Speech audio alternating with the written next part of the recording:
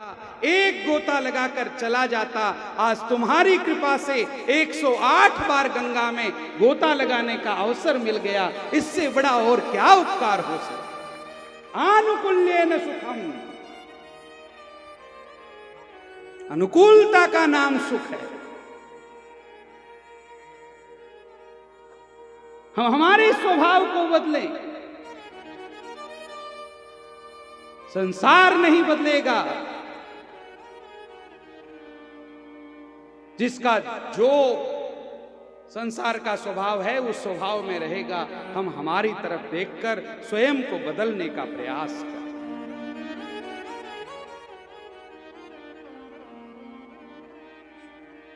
अपनी मस्ती में रहने शुरू कर देंगे।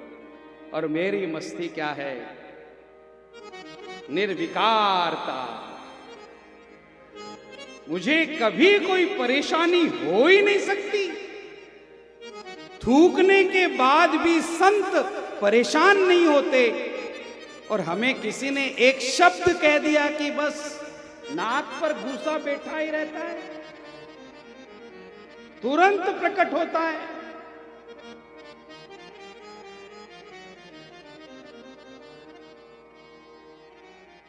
संत तुकाराम महाराज को लाट गन्ना लेकर उनकी पत्नी मार रही है।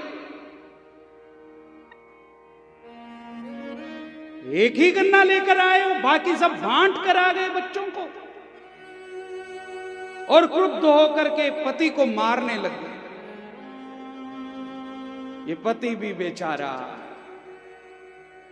हाथ जोड़कर, वाह कितना अच्छा हुआ। पत्नी ने पूछा क्या अच्छा हुआ? मैं मार रही हूं, ये अच्छा हुआ? हाँ हाँ अच्छा हुआ। क्या? बोले हम 2 लोग हैं और गन्ना एक था।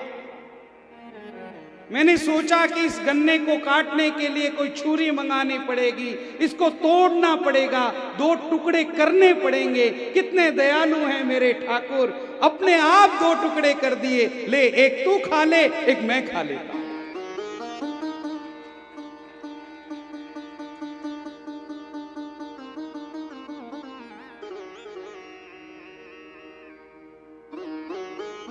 आप किस सोच में रहते हैं, कैसे विचारों में रहते हैं, ये बहुत महत्वपूर्ण है।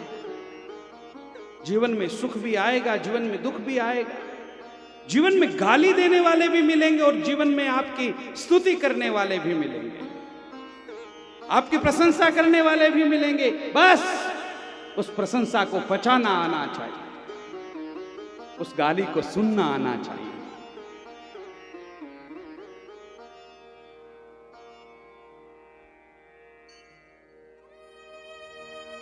संसार बुरा नहीं है मेरे भाई बहन।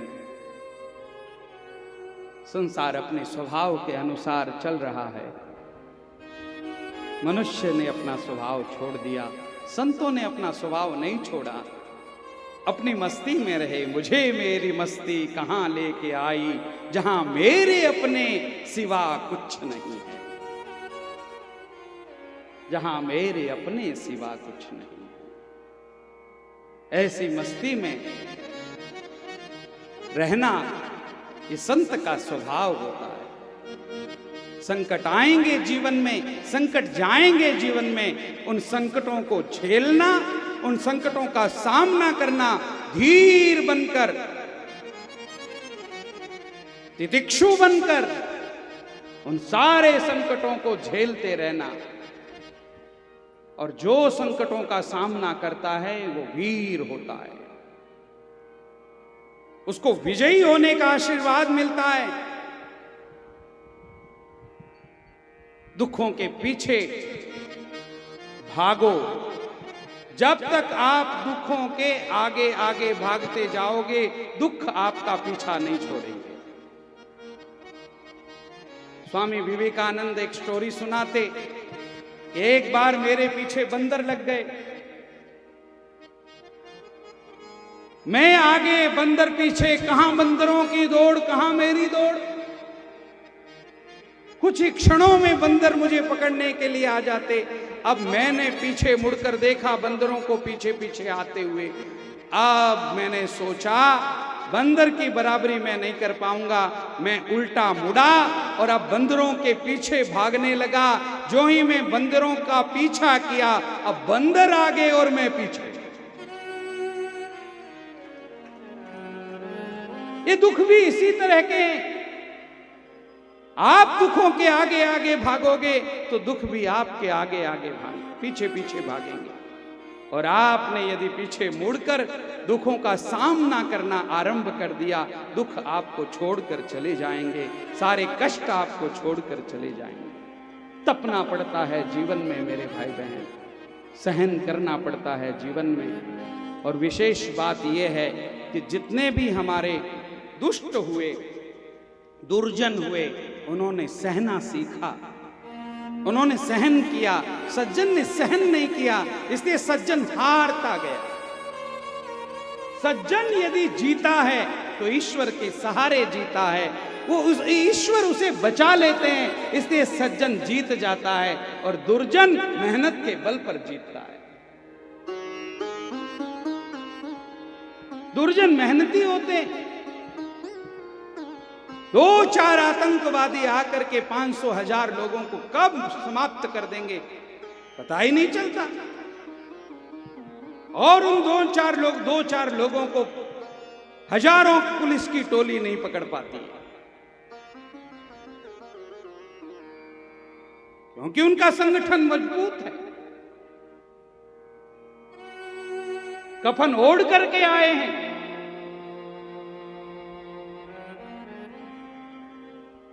विजयी होने के लिए चले। आज ये तीनों के दिनों दुर्जन, तारकाक्ष, विद्युन्माली मिलकर के दिव्यतम तप करके ब्रह्मा जी महाराज को प्रसन्न कर लेते हैं। आज ब्रह्मा जी को भी इनके सामने आकर के खड़ा रहना पड़ता है। तपस्या किए, ऐसा वरदान दो कि हम अवध्य हो जाएं, किसी से भी न मरें।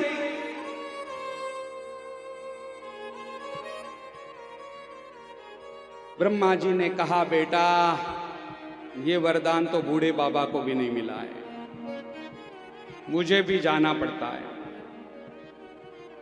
जो आया है संसार में नियम है, आ ब्रह्म भुवनान लोका पुनरावर्तिनोर्जुन। जो कोई भी आया है पुनरावर्तन होगा उसका।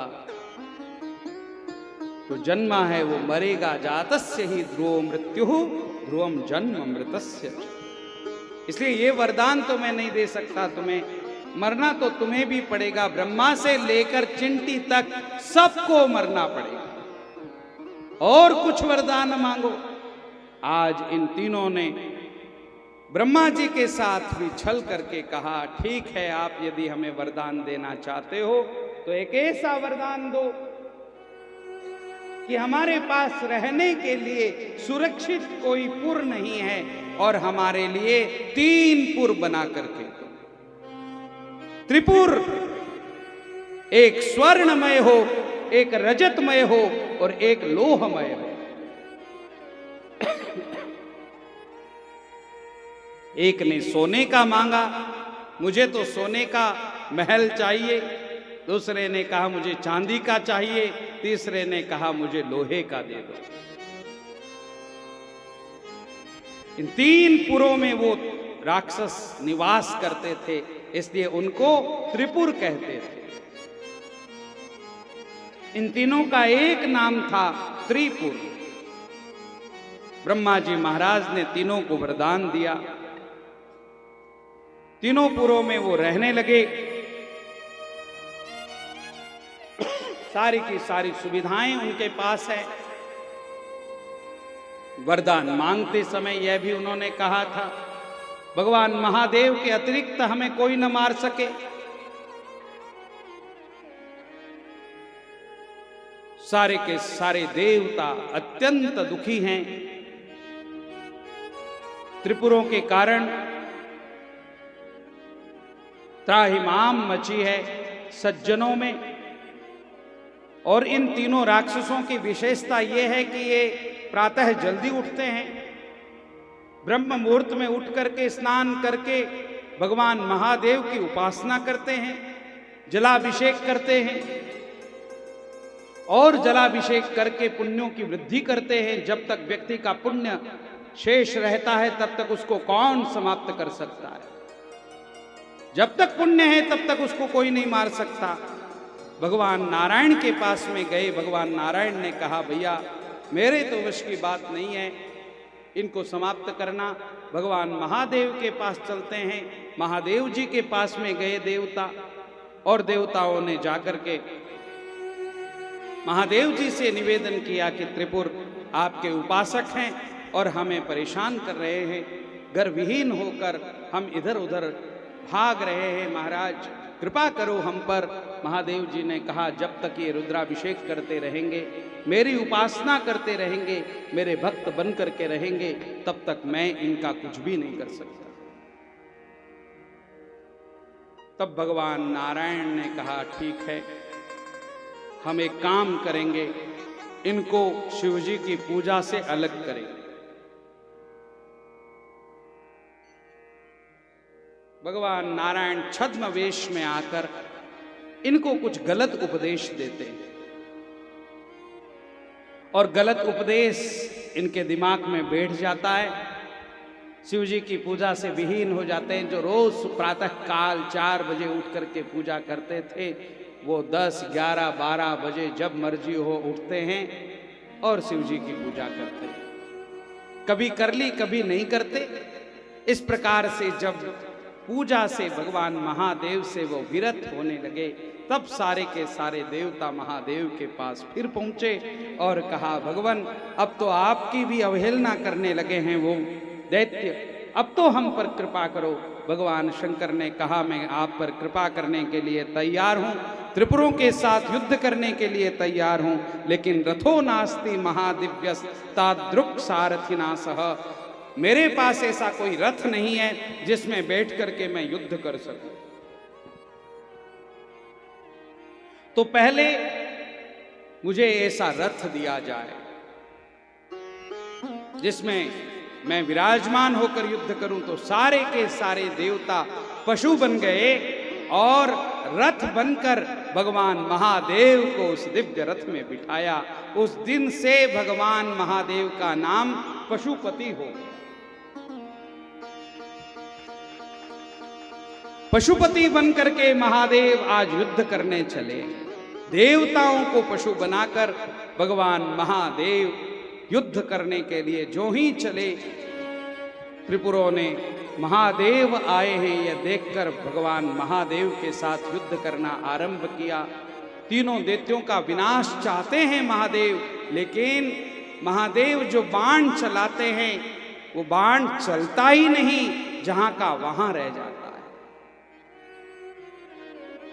जब तीनों के तीनों पुर एक स्थान पर आकर के खड़े हो गए और एक बाण में अब तीनों को नष्ट करना है, लेकिन आज बाण रुक गया, चल ही नहीं रहा।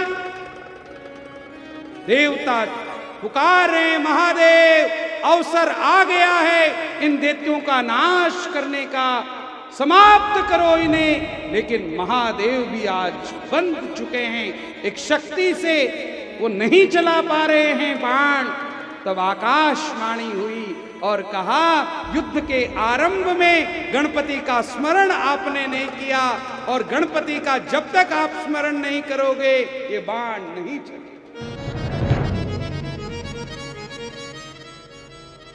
प्रथम पूज्य हैं गणपति। कोई भी मांगलिक कार्य हो सबसे पहले गणपति का स्मरण आवश्यक है। आज गणेश का स्मरण भगवान महादेव ने किया। महादेव ने गणपति का पूजन किया और उसके बाद जो ही युद्ध करना आरंभ किया, एक ही बाण में तीनों के तीनों त्रिपुरों का नाश करके भगवान महादेव त्रिपुरारी कहलाए। सारे के सारे देवता आकाश से पुष्पों की वृष्टि करते हैं, गंधर्व गान करते हैं, अप्सराएं नृत्य करती हैं, सर्वत्र जय जयकार होती है। त्रिपुरारी भगवान की जय। हाथ जोड़ करके देवता आज भगवान की प्रार्थना करते हुए कहते हैं,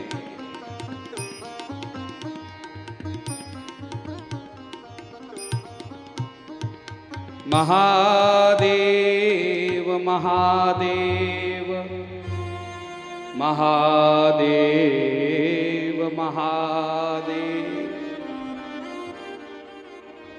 महादेव की जय जयकार करते पुष्पों की वृष्टि हो रही है। भगवान अत्यंत प्रसन्न हैं, देवता अत्यंत प्रसन्न हैं। त्रिपुरों का वध करके महादेव ने देवताओं को भी प्रसन्न किया है।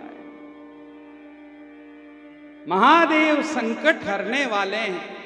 महादेव का नाम संकट हरने वाला है। एक ऐसे देवता है महादेव जो अपने भक्त पर बहुत जल्दी प्रसन्न होते हैं। एक बार यदि कोई महादेव कहता है तो न मिले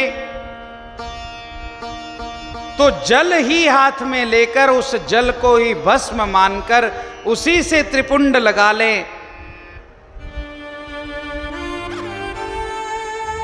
मिट्टी लेकर के हाथ में मिट्टी का ही त्रिपुंड लगा ले, लेकिन बिना त्रिपुंड के, बिना भस्म के भगवान शंकर की पूजा नहीं करनी चाहिए। और ये त्रिपुंड, ये भस्म स्त्री हो या पुरुष हो कोई भी लगा सकता है, इसके लिए किसी को मनाही नहीं है।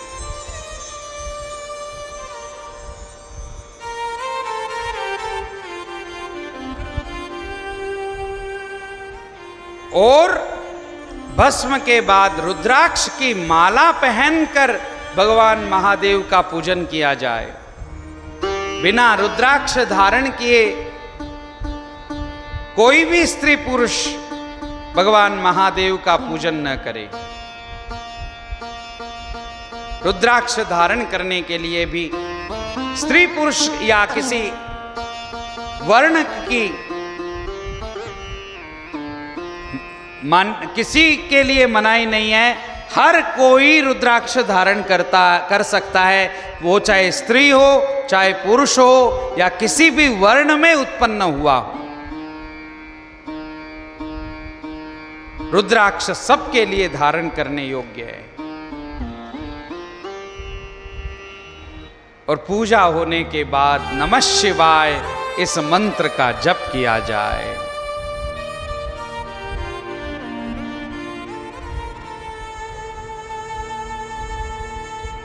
नमः शिवाय, नमः शिवाय, नमः शिवाय।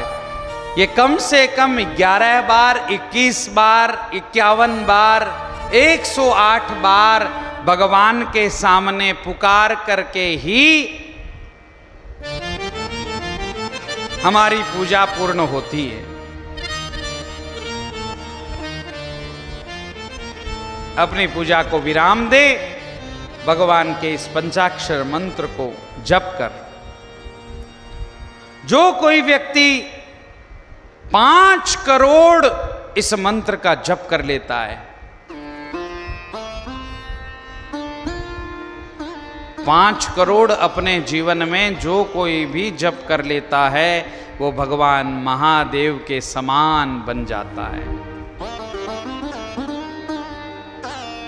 अब 5 करोड़ जप करने के लिए हमें कितना रोज करना पड़ेगा, घर जाकर के गणित लगाना।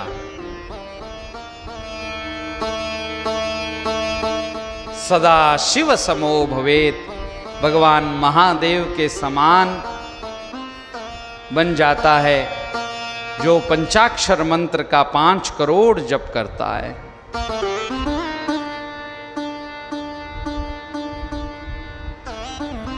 मनुष्य को चाहिए, जिसने यज्ञोपवीत धारण किया है, वो महादेव की पूजा करे। तो महादेव की पूजा करने से पहले 108 गायत्री के मंत्र का उच्चारण करके फिर भगवान महादेव की पूजा करें। गायत्री की उपासना के बिना भगवान महादेव भी प्रसन्न नहीं होंगे।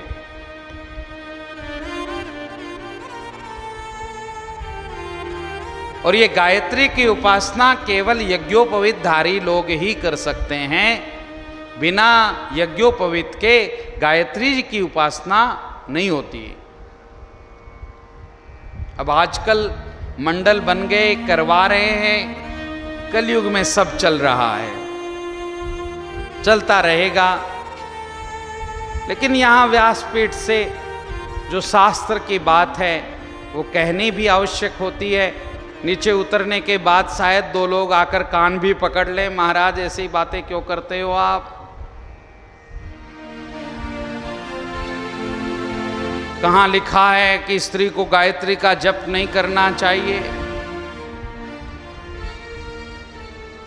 शिव पुराण में बिल्कुल स्पष्ट है कि जिनका यज्ञोपवीत संस्कार हुआ है वही गायत्री का जप करें। अब स्त्री का जो शरीर बना है वो यज्ञोपवीत संस्कार के योग्य नहीं है, क्योंकि वो हर महीने में रजस्वला होती है, 3 दिन अशुद्ध होती है। उस अशुद्ध अवस्था में यज्ञोपवीत को धारण नहीं कर सकती, और 3 दिन यदि यज्ञोपवीत वह धारण नहीं करेगी तो उसका यज्ञोपवीत जो संस्कार है वो समाप्त हो जाएगा। हर महीने फिर उसको संस्कार देना पड़ेगा, यज्ञोपवीत संस्कार हर माह करना पड़ेगा। इसलिए स्त्री के लिए गायत्री जप मना किया गया है।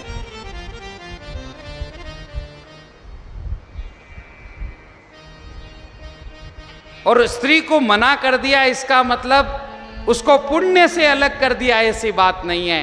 आप गायत्री का जप करके जो ब्राह्मण फल प्राप्त करता है वो फल एक स्त्री हरे राम राम राम हरे हरे, हरे कृष्ण कृष्ण कृष्ण हरे हरे ये कहकर के भी वही फल प्राप्त कर सकती है जो गायत्री मंत्र का फल प्राप्त करता है एक ब्राह्मण। इसलिए बहुत ज्यादा दिमाग चलाने की आवश्यकता नहीं है। जो शास्त्रों ने, संतों ने, महात्माओं ने हमें कहा है वो करो। उसके बाद में भी आपको करना है तो स्वामी जी वाली बात, द्योताती खीर में हाथ। गरम खीर में हाथ दोगे आपका हाथ जलेगा, हमारा कुछ नहीं बिगड़ने वाला है।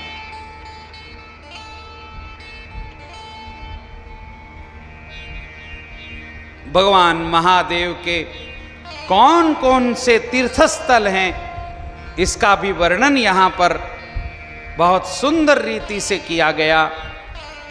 और तीर्थ में जाकर के कभी भी मनुष्य को पाप नहीं करना चाहिए, ये आदेश दिया। तीर्थ में जाकर यदि आप पुण्य करेंगे तो आपके पुण्यों की वृद्धि होगी, और तीर्थ में जाकर यदि आप पाप करेंगे तो पापों की वृद्धि होगी। पुण्य क्षेत्र में किए गए पाप केवल भगवान महादेव के ध्यान से समाप्त हो सकते हैं, और दूसरा कोई उपाय नहीं है।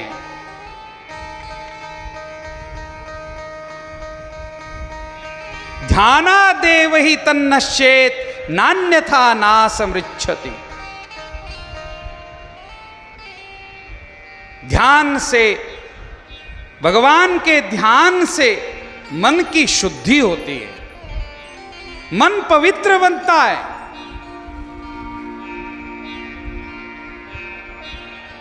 इसलिए कभी कभी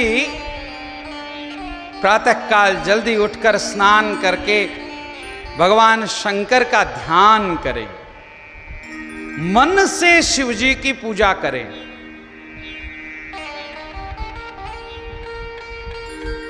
तन से पूजा करना बहुत सरल है। आए, एक लोटा जल चढ़ा दिया, एक बिल्व पत्र चढ़ा दिया, एक धतूरा चढ़ा दिया, लेकिन आंख बंद करके जब हम शिव जी की पूजा करते हैं, मन से पूजा करते हैं, तो शिव जी ज्यादा प्रसन्न होते हैं। मन से जैसा शिवलिंग हम निर्मित करना चाहें वैसा शिवलिंग निर्मित कर सकते हैं। तन से पूजा करेंगे तो जैसा शिवलिंग बना हुआ है उसका ही पूजन करना पड़ेगा, लेकिन मन से यदि हम पूजन करेंगे तो हम 12 ज्योतिर्लिंग में से किसी भी एक शिवलिंग को बुला लो, आ जाएंगे महादेव। सौराष्ट्र से सोमनाथ आ जाएंगे, मन से बुलाएंगे आएंगे। और हम घर में बैठकर आंख बंद करके सोमनाथ का जल से अभिषेक करें, दूध से अभिषेक करें। अब गाय का दूध तो मिलेगा नहीं, वो थैली वाला है। और कुछ कुछ तो ऐसे ही भक्त आते हैं जो थैली लेते हैं, मुंह से थैली खोलते हैं और शिव जी को चढ़ा देते हैं।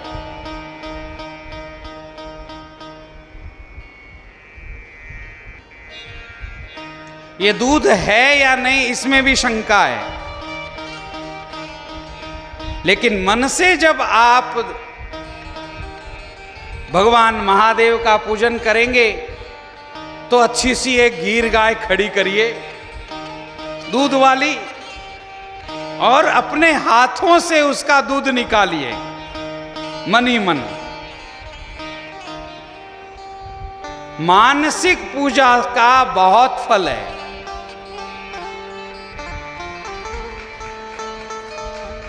मन से दूध निकालिए गाय का, और अपने हाथों से निकाला हुआ जो गाय का दूध है उस दूध से मैं महादेव का अभिषेक कर रही हूं।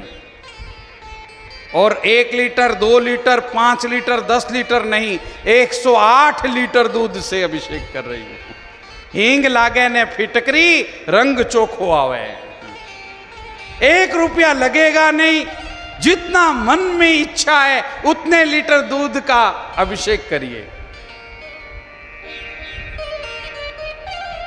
ये बेलपत्र चढ़ाएंगे हम शिव जी पर, इससे अच्छा सोने का चढ़ाइए। मैं स्वर्ण बिल्व पत्र से भगवान महादेव की अर्चना कर रही हूं, और वो भी एक नहीं 1000 बिल्व पत्रों से भगवान महादेव की अर्चना कर रही हूं। आजकल बिल्व वृक्षों की बड़ी दुर्दशा हुई है, एक पत्ता नहीं रहने देते हैं लोग। तो मन से जब हम शिव जी की पूजा करना आरंभ करेंगे तो बेचारे बिल्व पत्र भी खुश होंगे, बिल्व वृक्ष भी प्रसन्न होंगे, आपको खूब आशीर्वाद देंगे।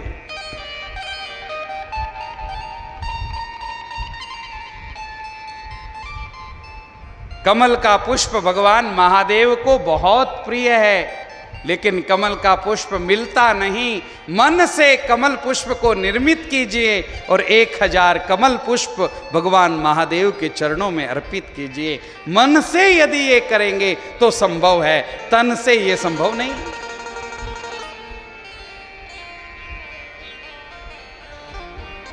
इसलिए मानसी पूजा का, तनुजा पूजा से मानसी पूजा का अधिक महत्व है।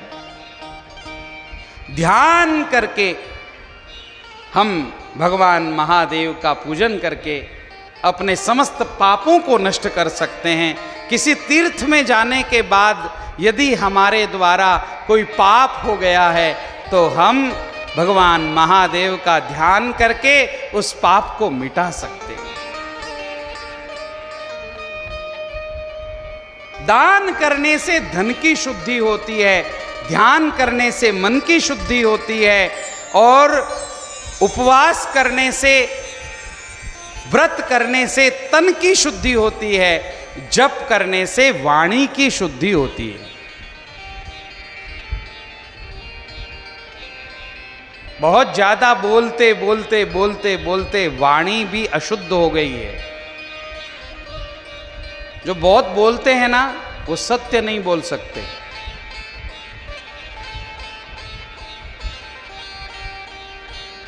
सत्य बोलेगा वही जो कम बोलेगा। बड़े बड़े ये लोग झूठ ही बोलते हैं। इसलिए सत्याय मितभाषिणाम ये सूत्र है। सत्य बोलने के लिए मितभाषी बोलिए, कम बोलिए, नाप कर बोलिए, तोल कर बोलिए, जितना आवश्यक है उतना ही बोलिए। और जो भी बोल रहे हैं वो मीठा बोलिए, कड़वा मत बोलिए। हम तो महाराज जो भी कहते हैं मुंह पे कहते हैं, मत कहिए, मुंह टूट जाएगा एक दिन, मुंह तोड़ देंगे लोग। यद्यपि शुद्धम लोक विरुद्धम नाचरणीयम ना करणीयम। बात ठीक है, शुद्ध है, लेकिन लोक विरुद्ध यदि आप आचरण करेंगे तो लोग जीने नहीं देंगे। राम नाम सत्य है या नहीं है बताइए? राम नाम सत्य है। मैंने कथा में कह दिया राम नाम सत्य है, इसलिए कोई जाकर के एक दूल्हे के सामने पुकारने लग गया, राम नाम सत्य है।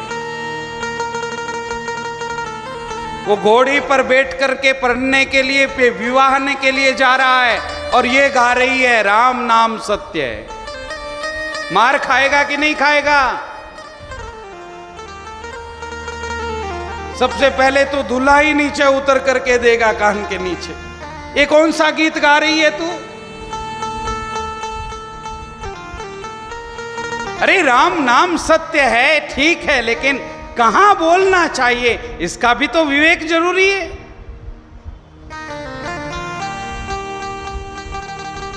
ठीक स्थान पर ठीक बोलें। जहां पर जो बात कहने की आवश्यकता है वहां पर वो बात कहें। बिना विवेक के कुछ भी बोलते जा रहे हैं। हम तो सत्यवादी हैं, हम जो बोलते हैं वो सत्य बोलते हैं।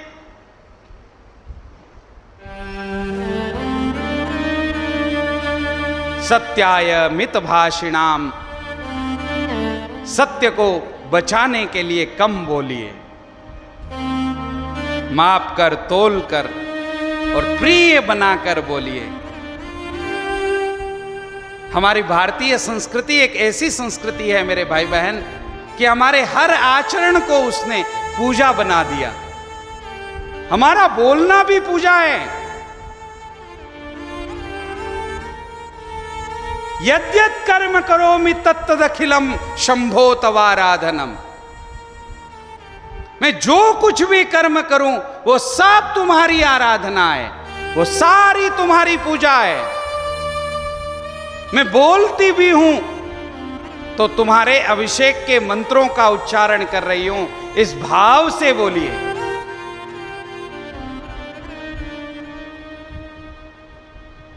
मर्यादा में रह करके बोलिए।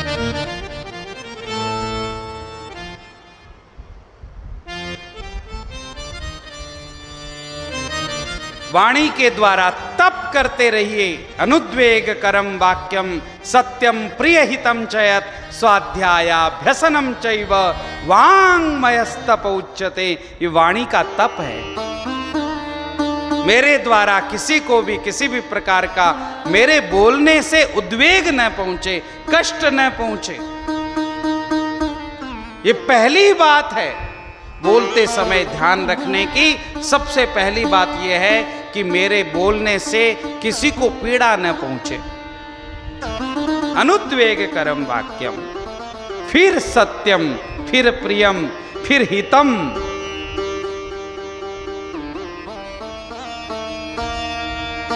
स्वाध्याय करिए।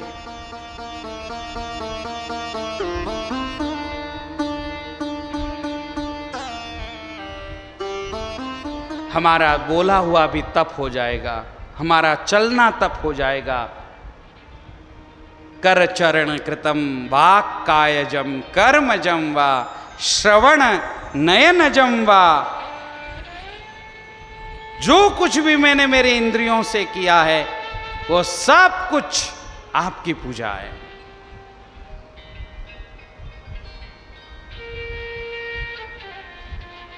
प्रतिपल निज इंद्रिय समूह से जो कुछ भी आचार करूं, केवल तुझे रिझाने को बस तेरा ही व्यवहार करूं। कर प्रणाम तेरे चरणों में, लगता हूँ अब तेरे काज, पालन करने को आज्ञा तब मैं नियुक्त होता हूँ आज।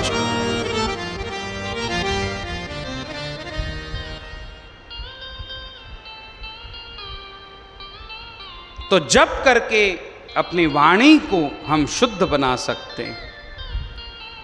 भगवान महादेव का नाम ज़्यादा से ज़्यादा पुकारिए, अपने आप ही फालतू बोलने की इच्छा नहीं होगी। नमः शिवाय, नमः शिवाय, नमः शिवाय। जीभ को आदत लगा लो।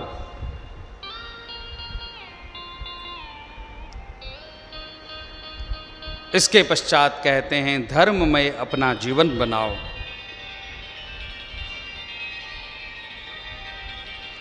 कुछ तो नियम लो जीवन में। मैं मेरे जीवन में ये काम तो अवश्य करूंगी, ऐसा संकल्प लो।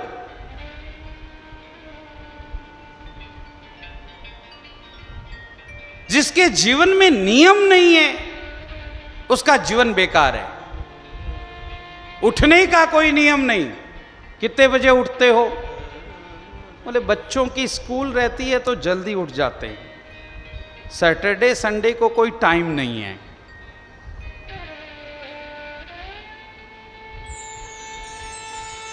संसार के भोगों के लिए हम सब कुछ करने के लिए तैयार हैं, लेकिन भगवान के लिए हमें कोई कुछ करने के लिए कह दे, धर्म के लिए हमें कुछ करने के लिए कह दे, तो हम नहीं करना चाहते।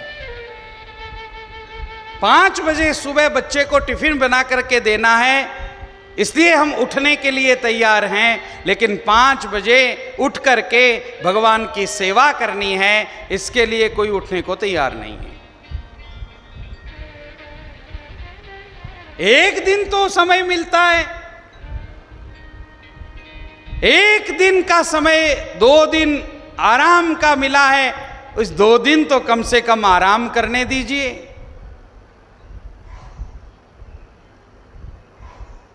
इस जिंदगी का कोई भरोसा नहीं मेरे भाई बहन। ये जिंदगी मिली है दिन 4 के लिए, कुछ पल तो निकालो भोले के दरबार के लिए।